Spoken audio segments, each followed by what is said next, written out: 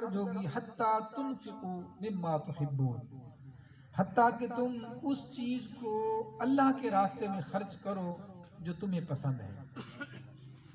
جو تم پسند کرتے ہو، اس اپنی پسندیدہ چیز کو اللہ اور اس کے رسول کے راستے میں خرچ کر دو۔ گویا اللہ پاک نے یہ واضح فرما دیا کہ اگر بڑی نیکی کمانا چاہتے ہیں تو پھر اپنی پسند کو اللہ اور اس کے رسول کی پسند پر قربان کرنا ہوگا۔ اللہ اور اس کے رسول کے حکم پر اپنی خواہشات کو ترجیح نہیں دینی، بلکہ اپنی خواہشات چھوڑ کے رب اور رسول کے حکم کے مطابق چلنا ہوگا۔ ایک ہماری پسند ہے اور ایک رب ذوالجلال کی پسند ہے۔ حدیث قدسی کے اندر آتا ہے کہ اللہ پاک نے فرمایا اے بندے، ایک تیری پسند ہے اور ایک میری پسند ہے، اگر تو میری پسند کو چھوڑ کے اپنی پسند کے پیچھے بھاگے گا اور اپنی مطلوب اور جو تیرا مقصود ہے، تیرا جو محبوب ہے، تیری جو پسند ہے، اگر اس کے پیچھے بھاگنا شروع کرے گا اور میری ذات کو چھوڑ دے گا تو فرمایا میں تجھے اس راستے میں تھکا تو دوں گا، تمہیں کبھی بھی اپنی پسند جو ہے وہ حاصل نہیں ہو سکے۔ ساری زندگی دوڑتے رہو گے، ساری زندگی بھاگتے رہو گے، تم اس جد و جہد میں تھک جاؤ گے، اک جاؤ گے، آخر کار تھک ہار کے بیٹھ جاؤ گے، لیکن پھر بھی تمہاری جو پسند ہے وہ تمہیں حاصل نہیں ہوگی۔ اگر اپنی پسند حاصل کرنا چاہتے ہو، فرمایا دوسری میری پسند ہے، اگر میری پسند کو چھوڑ کے اپنی پسند اور اپنی خواہشات کے پیچھے پڑے تو پھر تم تھک جاؤ گے، اور اگر فرمایا تم میری پسند اور میرے حکم کے مطابق چلنے کی کوشش کرو گے، جو میری پسند ہے اس پر عمل کرو گے، تو فرمایا میری پسند پر عمل کرنے کی وجہ سے تمہیں صلہ یہ کر دوں گا کہ جو تمہاری پسند اور تمہارا مطلوب ہے وہ تم تک بغیر مانگے تمہیں عطا فرما دوں۔ سبحان اللہ۔ تمہیں اس کے لیے کسی جد و جہد کی ضرورت نہیں کرنے کی، تمہیں آسانی کے ساتھ حاصل ہو جائے۔ اگر تم چھوٹی چھوٹی اپنی خواہشات کو اللہ کی حکم پر جو ہے وہ قربان کر دو تو تمہیں بڑی کامل نیکی حاصل ہو سکتی۔ میں ایک مثال اس کی دوں، ہماری چھوٹی سی خواہش ہے نیند۔ صبح کی نماز اکثر لوگ چھوڑ دیتے ہیں، کیوں؟ نیند سے محبت ہے، نیند میں بندہ ہوتا ہے دل نہیں کرتا، یہ ہماری خواہش ہے، ہم اس کو محبت رکھتے ہیں، یہ ہمیں بڑی پسند ہے، نیند بھی پوری ہو جائے، سکون آئے۔ اللہ پاک فرماتا ہے اگر اس چیز کو تم نے میری رضا کی خاطر ترک نہ کیا، یہ تمہاری خواہش ہے، تمہاری پسند ہے، اور دوسری طرف میرا حکم ہے کہ میں نے تم پر نماز فرض کی ہے اور تمہیں یہ اعلان کر دیا، ندا کر دی تمہارے اندر، حی علی الصلاح حی علی الفلاح، کہ تم اگر بقا چاہتے ہو، ہمیشگی چاہتے ہو، کامیابی چاہتے ہو تو اس کام کے اندر ہے جو میں نے تم پر فرض کیا ہے۔ فرمایا اگر تم یہ چھوٹی سی اپنی اس پسند کو جو تمہیں نیند کی صورت میں بڑی پیاری لگتی ہے، اس کو چھوڑ کے میری رضا کے لیے مسجد کی طرف آ جاؤ گے، گھر میں مصلی اٹھا کے تم میری رضا اور میرے حکم کو سمجھتے ہوئے میری بارگاہ میں اپنی جبین نیاز کو جھکا دو گے، فرمایا اس کے صلے میں میں دنیا میں بھی تمہیں مستفید کروں گا اور آخرت کے اندر تمہیں عظیم اجر عطا فرماؤں گا۔ سبحان اللہ۔ یہ چھوٹی سی جو ہے وہ تمہاری نیکی تھی کہ تم نے نیند کو چھوڑ دیا، اپنی اس چھوٹی سی چیز کو ترک کیا۔ یہ انسان کو ترک نہیں کرنی چاہیے۔ بارش کی ایک ایک بوند، قطرہ قطرہ مل جائے نا تو پھر تند ریت کے چھوٹے چھوٹے ذرات مل جاتے ہیں، ملتے ملتے ملتے وہ ایک زرخیز زمین کی شکل اختیار کر لیتے ہیں۔ انسان ایک ایک زینہ چڑھتے چڑھتے بلندیوں کا سفر جو ہے وہ طے کر لیتا ہے۔ اسی طرح اگر انسان کامل درجے کی نیکی حاصل کرنا چاہتا ہے تو چھوٹی چھوٹی نیکیاں کرنا شروع کر دے، چھوٹی چھوٹی نیکیاں اپنانا شروع کر دے۔ رسول کریم صلی اللہ علیہ وآلہ وسلم نے فرمایا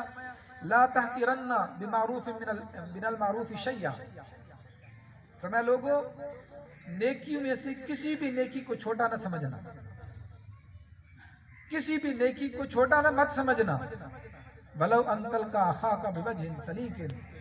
فرمایا اگرچہ تم اپنے بھائی کے ساتھ خندہ پیشانی سے کشادہ دلی کے ساتھ مسکراتے چہرے کے ساتھ ملتے ہو اللہ کی رضا کے لیے، تو فرمایا یہ بھی اتنی بڑی نیکی ہے کہ تم اس کا حساب کتاب کر ہی نہیں سکتے،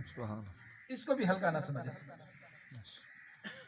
چھوٹی چھوٹی نیکی جب آپ کرنا شروع کرتے ہیں تو یہ بڑی نیکی کا پیش خیمہ ہوتی ہے۔ جب انسان چھوٹی نیکی کرنا شروع کرتا ہے تو اللہ پاک انسان کو پھر بڑی بڑی نیکی کرنے کی توفیق عطا فرما دیتا ہے۔ یہ جو اللہ کی توفیق ہوتی ہے، جسے توفیق باری تعالیٰ کہتے ہیں، یہ ایک ایسی عظیم شے ہے کہ جب تک یہ انسان کو حاصل نہ ہونا، انسان کوئی نیک عمل کر ہی نہیں سکتا۔ اور یہ اللہ کی توفیق ملتی کب ہے؟ جب انسان چھوٹی چھوٹی نیکیوں کو اہمیت دینا شروع کر دیتا ہے۔ چھوٹی نیکی کو اہمیت دی، اللہ تبارک و تعالیٰ اس چھوٹی نیکی کے بدلے میں اتنا بڑا اجر عطا فرماتا ہے کہ انسان سوچ بھی نہیں سکتا۔ حضرت بشر حافی شرابی تھے، صبح و شام شراب کے جام چڑھائے ہوتے، زمانے کے اندر بدنام ترین شخص شراب پینے کے اعتبار سے۔ ایک روز شراب کا جام چڑھا کے گلی میں آ رہے ہیں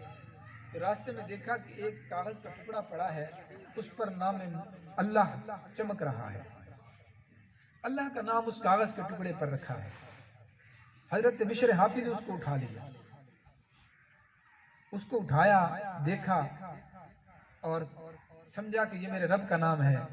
اس کو چوما، آنکھوں سے لگایا، گھر لے آئے اور اس پر خوشبو لگا کے اونچی جگہ پر اسے رکھ دیا تاکہ یہ رب کا نام اونچا رہے۔ میرا رب جو اونچا ہے تو اس کا نام بھی اونچا رہے۔ سبحان اللہ۔ یہ چھوٹی سی نیکی انہوں نے کی، رب کے نام کی تعظیم کی۔ بندہ گناہگار ہو نا، رب معاف کر دیتا ہے، یاد رکھیے۔ بے ادب نہیں ہونا چاہیے بندے کو، گناہ اللہ معاف کر دیتا ہے، بندے سے ہو جائے سرزد، بندہ معافی مانگے اللہ۔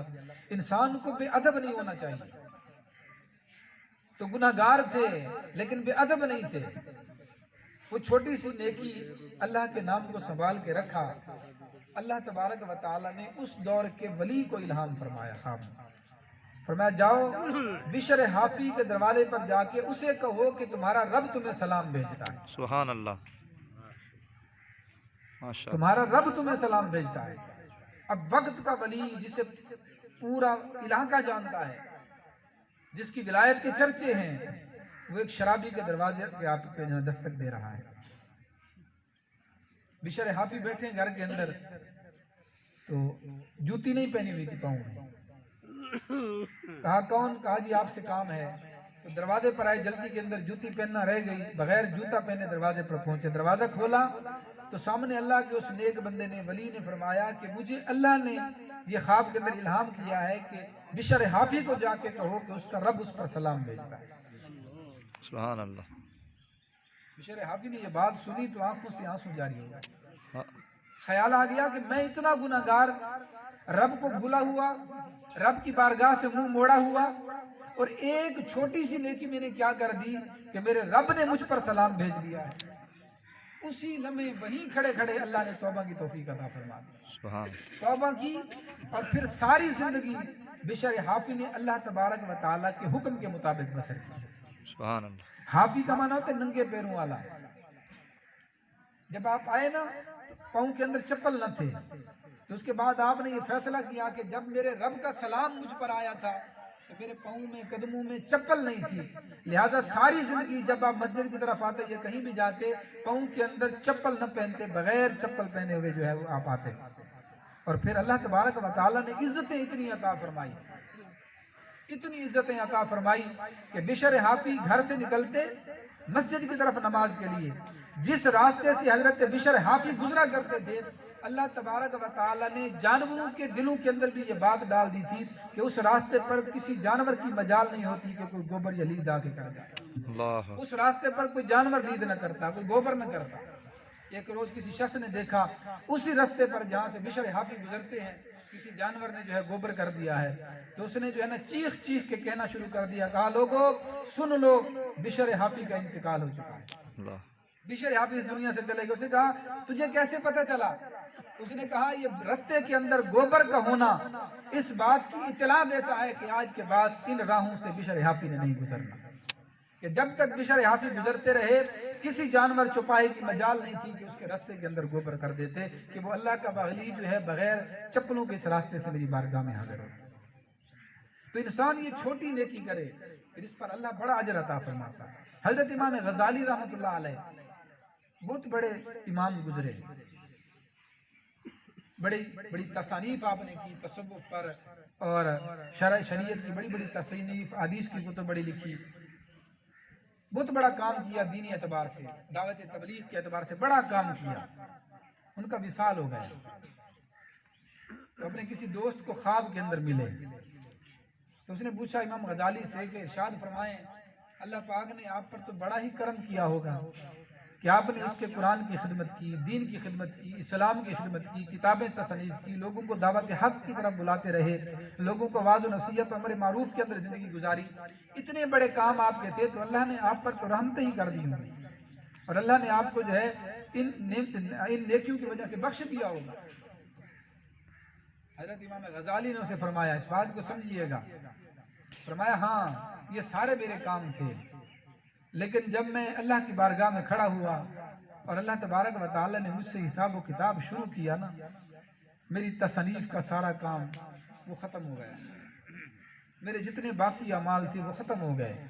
میری تبلیغ وہ ساری کی ساری ختم، میری کتابوں پر جو تشریحات، قرآن کی تفسیر، حدیث کی تشریح، وہ سارے کام جو میں نے کیے اللہ کی رضا کے لیے کیے وہ سارے کے سارے ختم ہونا شروع ہو گئے اور ابھی تک پلڑا بھاری نہیں تھا، لیکن میں بڑا پریشان ہوا۔ پھر یکا یک اللہ تبارک و تعالیٰ کی طرف سے ندا آئی کہ میرے اس بندے امام غزالی کو بغیر حساب کے بخش دیا جائے، بس جو ہو گیا اس کو بخش دیا جائے۔ امام غزالی فرماتے ہیں میں نے عرض کی باری تعالیٰ یہ جو نیکییں وزن کی گئی یہ تو پلڑا ہلکا رہا، پھر کس عمل کی وجہ سے بخش دیا گیا؟ میری تصانیف کی وجہ سے، حدیثوں کی خدمت کی وجہ سے، تبلیغ دین کی وجہ سے۔ اللہ نے فرمایا میرے بندے یہ سارے کے سارے تیرے اچھے عمل تھے، لیکن میں نے تجھے اس لیے بخش دیا ہے کہ اس وقت کو یاد کر جب تو اپنی کتاب لکھنے کے لیے بیٹھا تھا، تو نے دوات کے اندر قلم ڈالا اور قلم اٹھا کے تو اپنی کتاب کا ورق پر جو ہے کچھ لکھنا چاہتا تھا کہ اچانک ایک مکھی آ کے اس سیاہی کے اوپر بیٹھ گئی، قلم کے اوپر سیاہی لگی ہوتی ہے نا، اس سیاہی پر مکھی بیٹھ گئی اور تیرے دل کے اندر یہ خیال آیا کہ یہ اللہ کی مخلوق ہے، یہ پیاسی ہے، لہذا آپ تم نے قلم روک دیا تاکہ یہ اس کو پی لے اور اس کی پیاس بجھ جائے۔ اس مکھی کی پیاس بجھانے کی وجہ سے یہ جو تیرا عمل تھا تیرے سارے اعمال پر بھاری اور وزنی ہے، اس کی وجہ سے میں نے تجھے جنت۔ سبحان اللہ سبحان اللہ ماشاءاللہ۔ تو چھوٹی چھوٹی نیکیوں کو ہم اہمیت نہیں دیتے، چھوٹی چھوٹی نیکیاں جب بندہ کرتا ہے تو بڑی نیکی کے اللہ توفیق دیتا ہے، پھر بندے کے لیے ایسے اللہ تبارک و تعالیٰ کی طرف سے اجر ہوتے ہیں کہ انسان جو ہے اس کا سوچ نہیں سکتا۔ معاشرے کے اندر دیکھیں دکھی انسانیت کی خدمت کرنا، ہمارا جو دین ہے بڑا اعلیٰ قسم کا دین ہے، یہ رب ذوالجلال نے اپنے محبوب نبی کو جو شریعت اور دین دے کر بھیجا، فرمایا محبوب قیامت تک نبوت تیری رہے گی، شریعت اور امت بھی تیری رہے گی۔ یہ اعزاز اللہ پاک نے عطا فرمایا اس لیے کہ یہ ایسی اکمل اور اتم امت اور شریعت ہے کہ اس کے اندر مزید کسی کام کی گنجائش ہی نہیں رہی، میں نے اپنے سارے کے سارے احکام نازل کر دیے۔ اب قیامت تک کے لیے لم یعمل خیرا قط، وہ بندہ اس کے حصے کے اندر کوئی نیک عمل نہیں کرتا، لم یعمل خیرا قط، کوئی نیک عمل کرتا ہی نہیں۔ وَكَانَ يُدَايِنُ النَّاسِ، لیکن ایک عمل تھا کہ وہ زمیندار تھا، پیسہ اس کے پاس تھا تو وہ لوگوں کو قرض دیتا تھا، لوگ اس کے پاس آ جاتے تو انہیں قرض دیا کرتا تھا، اور قرض کی وصولی کے لیے جب وہ اپنے اس ایلچی کو بھیجتا کہ جاؤ لوگوں سے جو ہے نا میعاد جب پوری ہوتی ہے کہ قرض وصول کر کے آؤ، جب انہیں بھیجنے لگتا نا اپنے بندے کو قرض وصول کرنے کے لیے، وصولی کے لیے، تو اسے ایک بات کہتا تھا، خذ من تیسر ولا تاخذ من تعسر، خذ من تیسر ولا تاخذ من تعسر۔ وہ کہتا یار ایسا کرنا کہ جو جن کے پاس گنجائش ہو نا، جن کی آمدن ٹھیک ہو، جو واپس کر سکتے ہیں قرض، ان سے لے لینا، ان سے وصول کر لینا، اور جو دینے کی سکت نہیں رکھتے، واپس لوٹانے کی فی الحال سکت نہیں رکھتے، انہیں چھوڑ دینا، شاید کہ کل ان بندوں کا رب ہمیں بھی معاف کر دے، سبحان اللہ، سبحان اللہ، ان بندوں کا رب ہمیں معاف کر دے۔ ماشاء اللہ، رسول کریم صلی اللہ علیہ وآلہ وسلم نے فرمایا مجھے وہ بات یاد آ گئی کہ قیامت کا دن ہوگا، وہ بندہ اللہ کی بارگاہ میں حاضر ہوگا، فرشتے اسے جہنم میں لے جانے کے لیے آئیں گے، اللہ فرمائے گا یہ میرے بندوں کا خیال کرتا تھا اور یہ کہتا تھا کہ بندے ہیں رب کے، ان کا رب میرے ساتھ آسانی کرے گا، یہ نظریہ کر کے لوگوں کے قرض معاف کرتا تھا، میں رب ہو کے آج اس بندے کو معاف کر رہا ہوں۔ سبحان اللہ، سبحان اللہ، تو ہم لوگوں کی ضروریات کا خیال رکھیں، اپنے معاشرے کے اندر دیکھیں، ہم ادھر ادھر جو ہے نا وہ دیکھ کے خوش ہوتے ہیں۔ حضور نبی پاک صلی اللہ علیہ وسلم سے پوچھا صحابہ نے، ایک صحابی نے کہا کہ یا رسول اللہ اندی درہم، یا رسول اللہ میرے پاس ایک درہم ہے، میں اس کو کہاں خرچ کروں؟ تو آپ صلی اللہ علیہ وسلم نے فرمایا تو اپنی ضرورت، جو تیری ضرورت ہے اس پر خرچ کر، تیرے کپڑے نہیں ہیں، تیرے جوتے نہیں ہیں، تیرے گھر کا کھانا نہیں ہے، اس پر خرچ کر۔ اس نے عرض کیا یا رسول اللہ اندی آخر، میرے پاس ایک اور بھی ہے، میرے پاس ایک اور دینار درہم ہے، اس کا کیا کروں؟ تو حضور نے فرمایا جو دوسرا ہے نا وہ اپنے والدین کی خدمت، ان کی ضرورت پر جو ہے وہ خرچ کرو۔ اس نے عرض کیا یا رسول اللہ اندی آخر، میرے پاس ایک اور بھی ہے۔ اب حضور اکرم صلی اللہ علیہ وسلم نے فرمایا اگر تیرے پاس گنجائش ہے کہ مال اتنا ہے، تیری ضرورت بھی پوری ہوتی ہے، تیری بیوی بچوں کی بھی ہو جاتی ہے، والدین کی بھی ہو جاتی ہے، لیکن مال تیرے پاس ہے، تو پھر میں تمہیں مشورہ دوں گا تم اپنے نوکروں پر، اپنے گھر کے جو تمہارے خادمین ہیں ان پر خرچ کرو، تمہارے محلے کے جو محتاج لوگ ہیں ان پر خرچ کرو، اس لیے کہ ان پر جب تم خرچ کرو گے اللہ تبارک و تعالیٰ اس خرچ کو بھی تمہارے حق میں صدقہ فرما دے گا۔ سبحان اللہ، اور صدقہ اتنی بڑی نیکی ہے کہ رسول کریم صلی اللہ علیہ وسلم نے اتنا بڑا عمل کہ فرمایا جو بندہ صدقہ کرتا ہے، صدقہ ادا کرنے سے اللہ پاک ساری مصیبتیں ٹال دیتا ہے سوائے موت کے۔ صدقہ اتنی بڑا جو ہے وہ اجر کا کام ہے، تو حضور نے اس کو صدقہ فرمایا۔ لہذا یہ کچھ باتیں نہیں جو میں نے آپ کی گوش گزار کی، اللہ رب العزت کی بارگاہ میں دعا ہے اللہ پاک مجھے بھی آپ کو